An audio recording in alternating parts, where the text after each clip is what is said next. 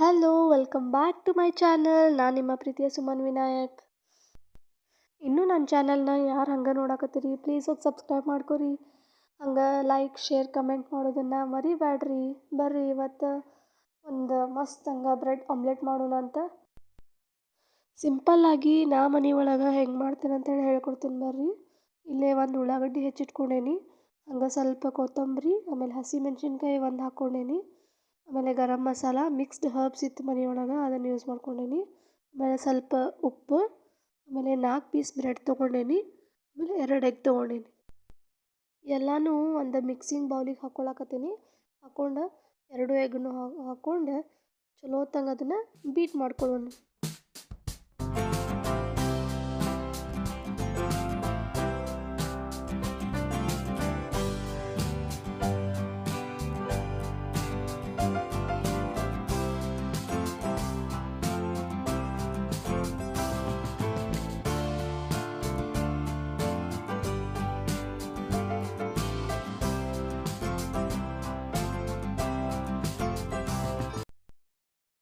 Beet ಮಾಡಿ ಇಟ್ಕೊಂಡೇನಿ. ಈಗ ಒಂದು ತವ ಇಟ್ಕೊಂಡೆ, ಅದಕ್ಕೆ ಸ್ವಲ್ಪ ಕೊಕೊನಟ್ ಆಯಿಲ್ ಹಚ್ಚಿ ಅದನ್ನು ಎಗ್ ಬೀಟ್ ಮಾಡಿ ಇಟ್ಕೊಂಡಿರ್ತೇವಲ್ಲ ಅದನ್ನು ಹಾಕಿ ಫುಲ್ ತವ ತುಂಬನೂ ಅದನ್ನು ಸ್ಪ್ರೆಡ್ ಮಾಡ್ಕೋಬೇಕು. ಸ್ಪ್ರೆಡ್ ಮಾಡ್ಕೊಂಡು ಈಗ 4 ಪೀಸಿನ ಬ್ರೆಡ್ ತೊಗೊಂಡಿದ್ನಲ್ಲ ಅಟ್ ಎ ಟೈಮ್ ನಾ ಇಡಾಕತ್ತೀನಿ. ಅವನು 4 ಪೀಸ್ ಬ್ರೆಡನ್ನು 4 ಕಡೆ ಮೂಲಿಗೆ ಒಂದೊಂದೊಂದೊಂದು ಇಡ್ತೀನಿ.